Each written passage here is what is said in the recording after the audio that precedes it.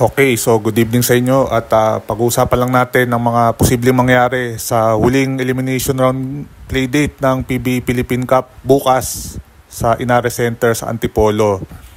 At ang first game ay ang San Miguel laban sa Northport at 5 p.m. habang maglalaban sa 7:30 p.m. ang Barangay Nebra at Rain or Shine. So ano ba implication ng dalawang games bukas?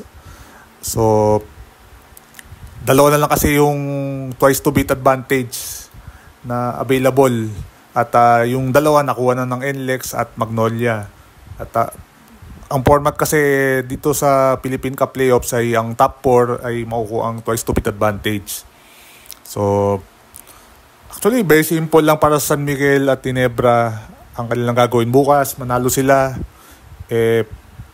twice to beat na sila. But kung matalo sila, maraming mga posibleng mangyari. So, tatry nating paliwanag kung ano yung posibleng mangyari sa mga apat na teams na may chance pa. Hindi lang kasi San Miguel at Ginebra ang may chance, pati din ang Converge at ang Rain or Shine.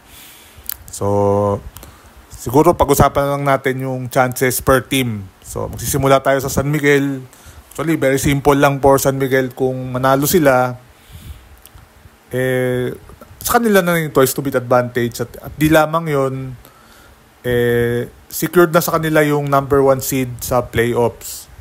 Dahil kung may potential 3-way tie or 4-way tie at 8-3, dun sa mga tiebreaker, ahead ang San Miguel.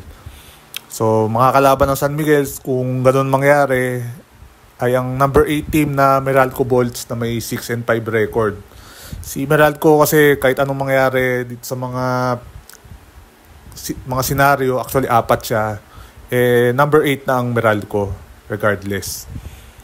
So paano kung matalong San Miguel? Well, kung matalo din ang Barangay Nebra sa Rain or Shine, ay twice to beat pa din ang San Miguel, pero number 3 sila sa playoffs. Kung gano'n ang magiging senaryo, kung makikita nyo sa standings, magkakaroon ng tabla at 7-4. Actually, 1, 2, 3, 4 na teams yun, kasama ang Converge at Rain or Shine. So, kung 4-way tie at 7-4, San Miguel, sure na sa twice to beat at number 3 seed sa quarterfinals. Ito nga lang, kung kunwari, talo San Miguel, nanalo ang Barangay Nebra, so si Ginebra magiging 8-3. Ginebra sure na sa twice to beat nun. Si San Miguel bababa sa number 5 at ang magiging last team na makakuha ng twice to beat ay ang Converge Fiber Xers. Kasi magtatabla sila sa 7-4, Converge tsaka San Miguel. Kaso yung tiebreaker, hawak ng Converge dahil tinalo nila ang San Miguel nung eliminations nitong Wednesday, yung 197 win nila na muntik pang makuha ng San Miguel yung panalo. Kaso nga lang yung Converge, nakuha nila yung panalo sa dulo. So, yun ang sitwasyon ng San Miguel Beermen. Abang si Nebra naman, complicated siya . Pero kung manalo nga sila, sure na sila sa twice to beat. Kaso pag natalo sila against Rain or Shine,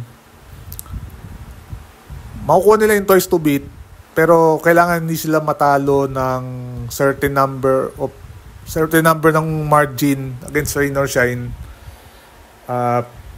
Actually, kung in case manalo San Miguel at matalo ang Ginebra, si Nebra hindi dapat matalo ng 15 points dun sa senaryo na yon. Dahil pag ganun nangyari, si Rain or Shine ang makakuha ng twice to beat at number 4 sa playoffs.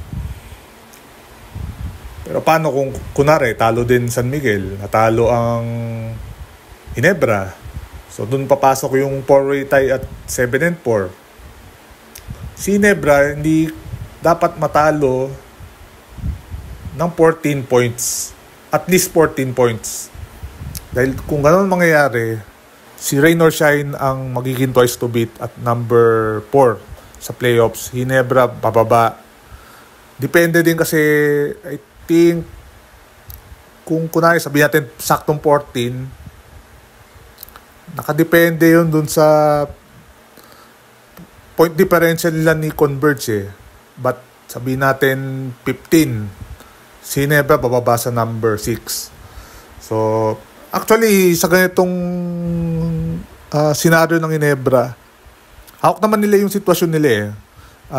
But, wag lang sila matalo ng ganong kalaking puntos para kahit talo sila pa rin twice to beat. So, also, if mag 8-3 si Ginebra, kung kunwari 8-3 Ginebra, si San Miguel natalo, number 2 ang Ginebra sa playoffs. Pero kung 4-way tie at 8-3 with NLEX and Magnolia, number 4 si Ginebra at kalaban nila si Converge na number 5 sa quarterfinals. And also, twice to beat advantage sila. So, yun lang naman ang kailangan gawin ng Ginebra. Wag lang silang, kung matatalo sila, wag silang matatalo ng malaki.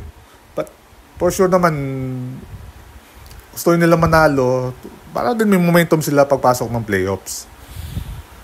Okay, so, next up, si Converge. Natapos na yung elimination round nila, 7-4. Actually, nakadepende talaga sa resulta ng games bukas kung ano yung seeding nila. Pero ang very clear is kung manalo si Northport, manalo si Ginebra, makukuha pa ni Converge yung number 4 seed sa playoffs. At twice to beat sila against San Miguel. Dahil na yung San Miguel nanalo yung Ginebra. So pareho silang 7-4. Win over the other. At ayun si Converge. But if not, yun lang naman yung potential na pwedeng makuha ni Converge yung twice to beat. Pero dun sa tatlong senaryo, malabo makakuha si Converge ng twice to beat. So ayan. And finally, rain or shine. Of course, matalo sila. Wala silang chance sa twice to beat. Either actually, magiging number 7 sila sa playoffs kung matalo sila. But kung manalo nga sila, depende pa rin dun sa dalawang senaryo kasi kung manalo si San Miguel, sabihin natin first game, nanalo na San Miguel. So si Rain or Shine kailangan na manalo ng at least 15 points against Ginebra dun sa second game. But if si Northport manalo, kailangan manalo ni Rain or Shine against Ginebra ng 14 points sa second game para makuha yung twice to beat. So, si Rain or Shine para makuha yung twice to beat, hindi lang nila kailangan manalo. Kailangan nila manalo ng malaki para makakuha sila ng top 4 finish at ang twice to beat advantage. So, yun lang naman yung mga potential naman nangyari sa mga apat na teams na may chance sa twice to beat. Ayun, malinaw yung explanation. Kung hindi, pasensya na. But yun lang naman yung mga pwedeng mangyari bukas sa huling araw ng elimination round ng PBA Philippine Cup. And malapit na ang playoff. So, we expect na mas intense na yung magiging laro ng mga papasok sa quarterfinal. So, yan lang man po. Maraming salamat po kung mabot kayo dito sa dulo ng ating video. Again, thank you and sa lahat ng mga bagong viewers, sa mga subscribers natin dito sa YouTube. Meron namin po tayong Facebook page sa Jonas Terrado. Mga short videos tayo doon. Isa nagpo-post tayo ng mga updates. And yun lang man po. Good day and see you next time.